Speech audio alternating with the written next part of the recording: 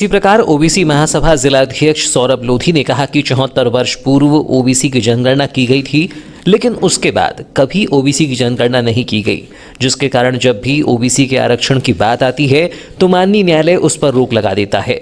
हाल ही में माननीय supreme court ने पंचायत चुनाव में ओबीसी आरक्षण पर रोक लगा दी है। यह ओबीसी आरक्षण को समाप्त करने की भाजपा और आरएसएस की साजिश है।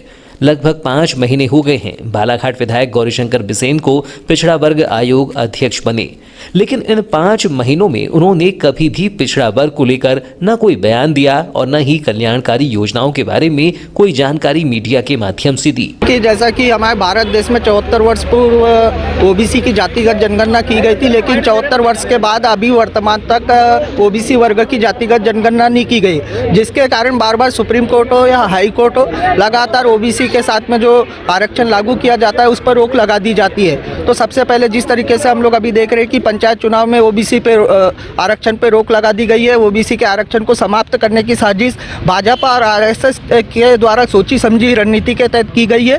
तो हम लोगों की सबसे पहली मांग है कि भारत देश के अंदर में शीघ्र से शीघ्र ओबीसी की जातिगत जनगणना कराई जाए। दूसरी जो हमारी मांग है कि बालाघाट जिला ही नहीं संपूर्ण मध्य प्रदेश के समस्त महाविद्यालयों में पढ़ने वाले छात्र छात्रा जो दूर दराज गाँव से आते, मजदूरों के बेटे होते, बेटी होती, उनकी 2 वर्ष से छात्रवृत्ति नहीं आई है। तो आदरणीय पिछड़ा वर्ग कल्याण आयोग के अध्यक्ष से निवेदन है कि उनकी छात्रवृत्ति तत्काल लागू की जाए।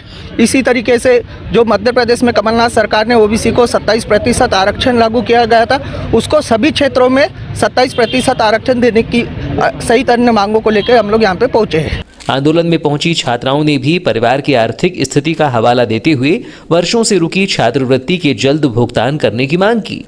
हम सारे छात्र छात्राओं का कहना है कि हमें अभी तक हमारी छात्रवृत्ति नहीं मिली है। हम गरीब परिवार से हैं सर, हम लोगों को हम महंगी बुक मिलती है, हम लोग नहीं कर ले पाते हैं। ये छात्रवृत्ति मिलती है तब छात्रवृत्ति मिलती है हमको, हम तब लेकर पाते हैं। हम कब से हम लोग 4 बार कलेक्टर ऑफिस के चक्कर लगा चुके हैं। हमें यही बोला जाता है कि अब अगली बार आइए, हम अगली बार आपका है तो सॉल्व कर देंगे, ऐसा वैसा हमको बस चक्कर ही लगवा रहे हैं सर। हमको भी तो लगता है ना, हम भी तो हमारे माँ बाप है तो मजदूरी करते हैं या फिर किसानी करते हैं, हम लोग उतना नहीं कर पाते। हमको बस का किराया 70 रुपये लेकर आना जाना करते हैं हम लोग। कितने सालों से आपको स्कॉलरशिप? सर हमको तो पिछले साल की सेकेंड ईयर की भी स्कॉलरशिप नहीं मिली और इस बार की भी स्कॉलरशिप नहीं मिली, ST वालों की, और SC ST OBC तीनों को नहीं मिली है सर।